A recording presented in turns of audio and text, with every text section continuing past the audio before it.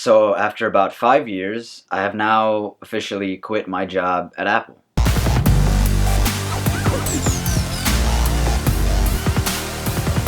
Now, before I tell you why I quit and all the pros and cons of the job, I just wanted to say thank you. A couple of years ago, I made a video called How I Got My Job at Apple, and it was just a story that I wanted to share. And that video today is the most popular video on this channel ever. So I want to say thank you to everyone that's watched it and commented and liked and disliked, and just the engagement on that video was just really nice to see and was really appreciated.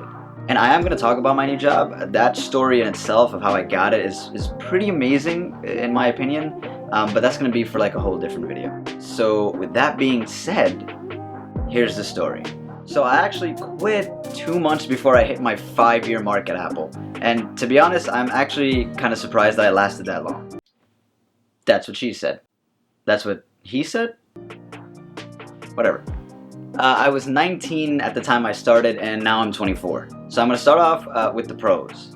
First and foremost, it's actually a really great job to have, especially if you're in college. I think it's the best job a college student can have. The benefits were pretty great. It was definitely way more than I expected, and way more than anyone expects. But there's a lot of them. I wasn't working too many hours because I was in college for the most of it, but the pay was very comfortable. This may be just like not for everyone, but you get to meet a lot of interesting people.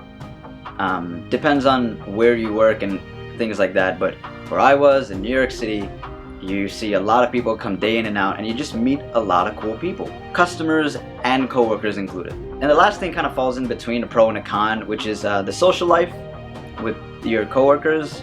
It's actually pretty good, but that can also be pretty bad. I think it depends on how you look at it, depends on how you balance it. Overall, the past 5 years have been pretty good, and I can't complain. With complaining being said, on to the cons. Now, every job has pros and cons. By no means did I leave for any of these specific reasons I'm pointing out. They're just cons. Now, the first thing would be that you have to remember it's a really big company. So it's kind of difficult because things are constantly changing, and there's one thing to adapt to the change, but it's another thing if one day we're focusing on this, and then the next day we're focusing on this. One day it's about numbers, one day it's not about numbers. So that kind of messes up like any shift of focus, because you tend not to take things seriously the day of because you just know it's going to change the next day.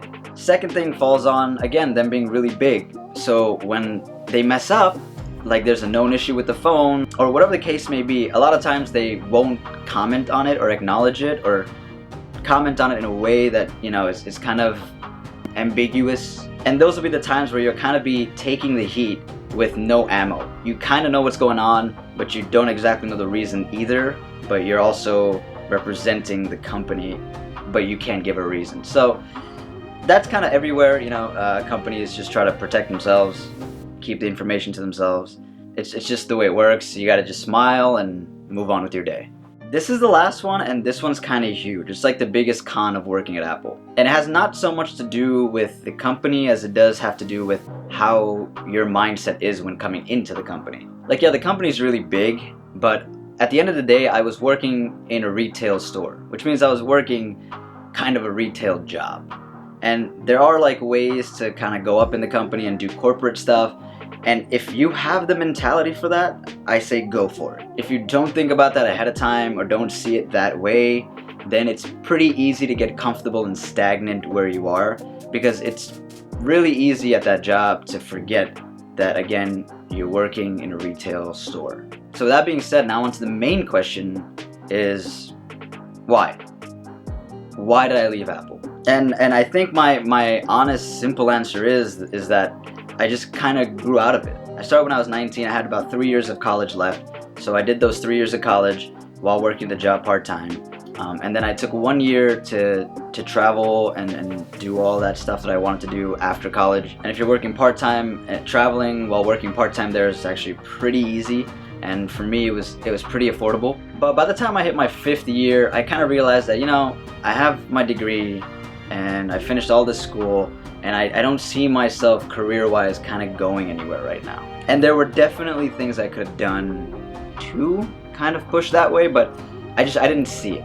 you know? And I looked around and 95% of the people that started with me were no longer there either. So I decided to completely transition, going from this retail job with like this hourly pay to a 9-to-5 office job. And I'm not gonna lie, it was pretty scary making that change. It took me about 3 months to find a job, which isn't really bad considering New York, because it was very similar to how I got this job at Apple. It just kind of happened the way it was supposed to happen.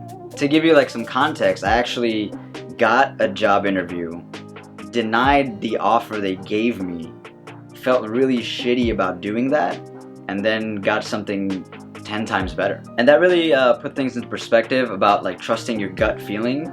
If you came from my how I got my job at Apple video, thank you for coming back, for giving that video so much love.